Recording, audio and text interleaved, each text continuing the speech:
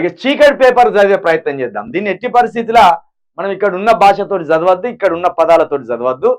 ఇది తెలంగాణకు పట్టిన చీకటి. ప్రధానంగా ఇక మేడారం జాతర గురించి మనం మాట్లాడుకోవడానికి కూడా ఏం ఉండదు.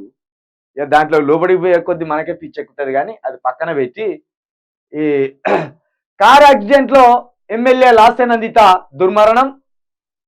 ఓఆర్ఆర్ పై అదుపు తప్పి రైలింగ్ ను ఢీకొట్టిన కారు, తలకు బలమైన గాయాలతో స్పాట్లోనే కన్నుమూత, డ్రైవర్ నిద్రమత్తు, ఓవర్ స్పీడ్ తో ప్రమాదం, సీట్ బెల్ట్ పెట్టుకోపోవడంతోనే తీవ్ర గాయాలు, భౌతిక గాయానికి సీఎం రేవంత్ మంత్రుల నివాళి, అధికారిక లాంఛనాలతో అంత్యక్రియలు, ఏడాది కిందటే లాస్య తండ్రి సాయన్న మృతి.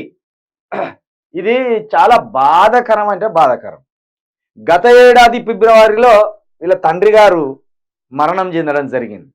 ఇప్పుడు సరిగ్గా సంవత్సరం అయిందో లేదో రోడ్డు ప్రమాదంలో లాస్యనందిత గారు మరణించడం నిజంగా చాలా బాధాకరం.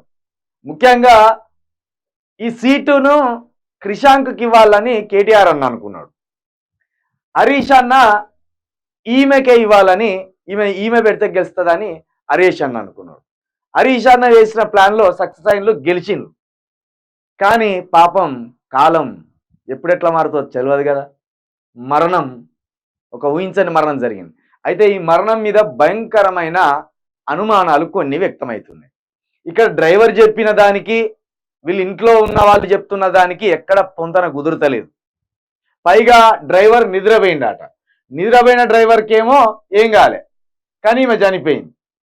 డ్రైవర్ నిద్రమత్తు. మరి డ్రైవరు తోలుకుంటే ఎట్లా నిద్రమత్తులోకి పోయింది అనేది ఒకటి. ఇంకోటి, ఈ కారు యాక్సిడెంట్ జరిగిన ప్రదేశంలో అదేవిధంగా వీళ్ళు ఏదైతే ఎఫ్ఐఆర్ ఉన్నదో ఆ ఎఫ్ఐఆర్లో పెట్టిన వివరణ ప్రకారం, ఇచ్చిన వివరణ ప్రకారం ఎటు పొంతన కుదరతలేదు. ఇది హత్య కిందనే ఉన్నదేమో అనే అనుమానాలు వస్తున్నాయి.